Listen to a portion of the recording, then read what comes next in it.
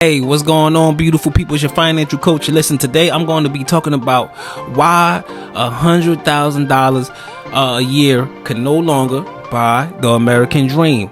Hey, listen, we know that the American dream has been something that's been fed to us since we was young, but we've come to find out as we've gotten older, the millennials.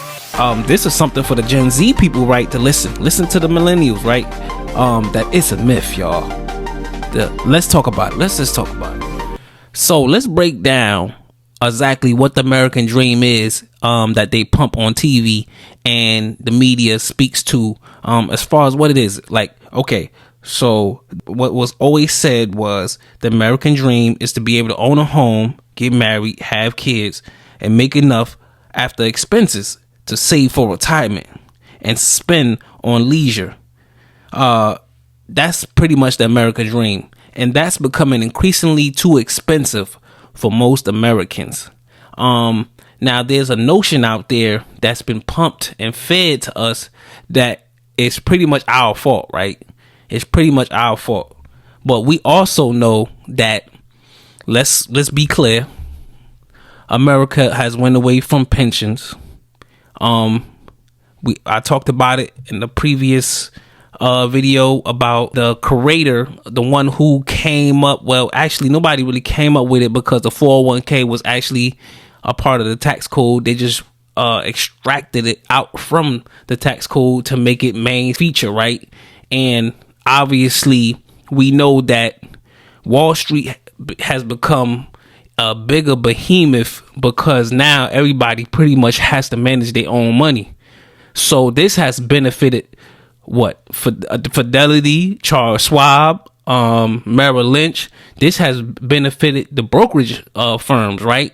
It has benefited Wall Street because now you had people that would never think about investments all having to learn and control and do their own investments, because this is what the jobs has pushed on us. Instead of just saying you work, we'll take care of this aspect of it. No contribution from you. That's the biggest takeaway here. In the past, you didn't have to contribute to your pension. Like, it was just something that was baked in. Now it's up to you. And on top of it being up to you, you have to now actually make the investment decisions. So it's like, okay, how much do I put? How much? Okay. Oh, if you want to know all these things, well, call up your brokerage firm.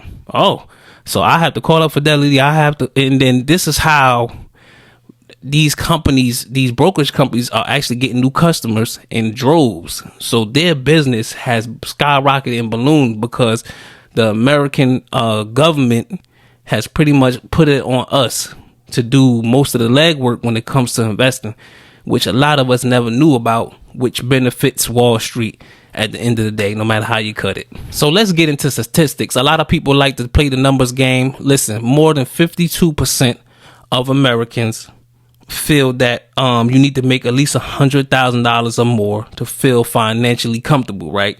More than 26% of Americans feel like you need to make between $100,000 and $149,000, and this is as of 2023. CNBC has rolled it up, right? Let's talk about that. Be clear. I was talking to someone the other day, and I was explaining a type of jobs that you have to have to make between $100,000 and $149,000 are not that many. A lot of times you have to be in a management role. Management pretty much mean, when you're in management role, that pretty much signifies that you've been at a set job for a set amount of years, right? Like, no one really walks in getting a management role. Maybe they will if they came from another management role. So if you was a manager somewhere else, you become a manager here, right? But a lot of times when you're young, coming up, you really don't get a manager role right away. But we know the management path is part of that 100 to 149,000. So that's excluding a lot of 30-year-olds, maybe late 20-year-olds, right? So that's kicking that group of people out. And then also these a lot of these careers which involves STEM, right? Or STEAM now they say, and I'll put the acronym and what it means all in there so you can see it. But outside of these careers, if you choose not to go to college, if you choose not to really get higher education, your doctorate, your masterate, a lot of times you are excluded from these higher paying jobs. And a lot of times, not even just that. Let's talk about it, y'all. If you want to be a teacher, it was, I know that they had a billboard I was passing by one day and said, come teach in this city. We're starting at $62,000 a year. Well, I just read it, y'all. They saying you need 100 to 149,000. 26% of America is saying to feel financially secure. Last time I checked, 62,000 was a far distance away from 100 to 149,000.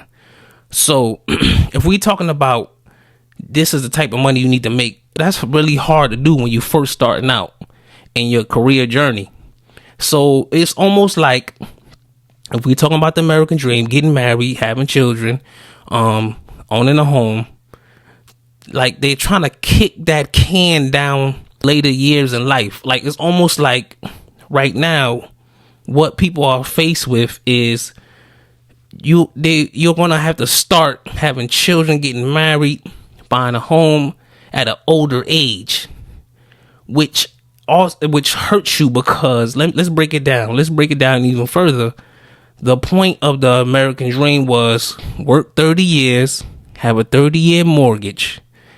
And then in retirement, you will have your house paid for, and because you worked the 30 years, you had a 30-year mortgage. So when you hit retirement age, you no longer had a mortgage, and now you could sell for whatever that if you wanted to, or just live, and just go about your life. So now with all these different things that's going on, that's kind of pushing people to start things off at a later time in life, which is dangerous because, like I said, it's almost like if you don't live to be 80 now or 90, you still gonna have a mortgage to pay at 80.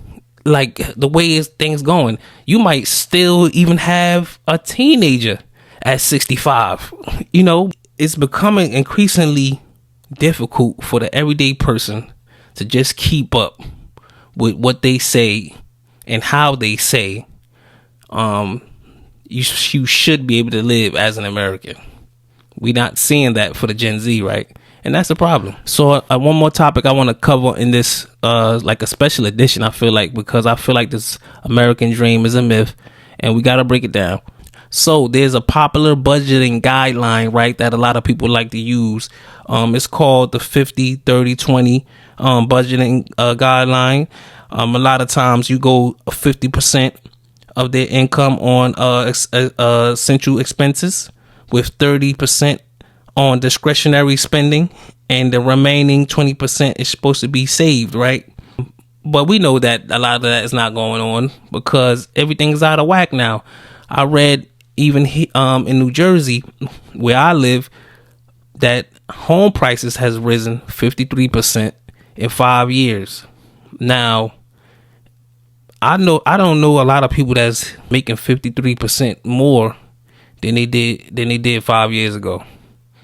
So that's a problem right there alone. Like that's a problem right there. If you just want to break down what's the problem, you can't negate one thing for the other. It's just like someone would say, people in low income neighborhoods have low credit scores. That's not true. We know that everybody in the inner city don't have a low credit score, because at the end of the day, a credit score is no more than you deciding that you're not going to owe anyone, that you're going to pay whoever you owe on time. But it doesn't mean that you have enough money to actually buy a beautiful home or even afford the rent in the surrounding suburb next to you that might be asking for astronomical numbers versus the low income neighborhood. Sometimes people will stay there because it's just cheaper. And there's no way, and you cannot negate that fact, though. You can't say, but there's no but. Like that fact alone is just cheaper. So people are not making more money. They're not making 53% more than they did 5 years ago. But at the same time, they pay people on time. Their credit score is good. You know, I was in the hood for the first 28 years of my life with a 700 credit score. Didn't make me no difference because I couldn't afford to buy a house in the suburbs that was next to me. So what did that matter? We got to get out this whole thing of your credit score. We need to make more money. We need to make more income because things are rising up faster than our pay. And that's a problem. That's the problem. Things are rising up a lot faster than our pay. I see CEOs, they're doubling their income every 2 years. I mean, you lucky if you get a 6% raise in the next 2 years. So that's the problem right there. It's simple math. There's nothing like to do with the person, the people. There's no shade or downplaying a person that's in the lower class or lower tier, because we know there's more going on to why people are on the bottom than just bad habits, right? You know, things rising up faster than your income is not something that is your fault, because a lot of times people don't even realize it, you know, because it's an underlying sneaky kind of thing that happens with this thing called inflation, you know. And if no one was taught about it, they don't understand it. Like, why are house prices going up so fast? If you're not in tune to financial things, you don't know. And it's not your fault. You can't be blamed for that. But at the same time, they make it seem, or people will make it seem like if you have a great credit score, you like the king of the castle, or you winning in life. And we know that's not true. You're not winning in life just because you have a great credit score. You can have a great credit score and be in the toughest neighborhood in your state. It don't matter. So that's my soapbox on that. Hey, listen, I'm your financial coach. If you need any help to understand inflation, what's going on in the economy, how the stock market works, like really breaking down your finances to understand how can you be in a better situation next year than you are right now, I want you to contact me, DM me, send me a message. Let's work together. Let's do an hourly session, bring you up to par, and have you on the road to victory. Let's win.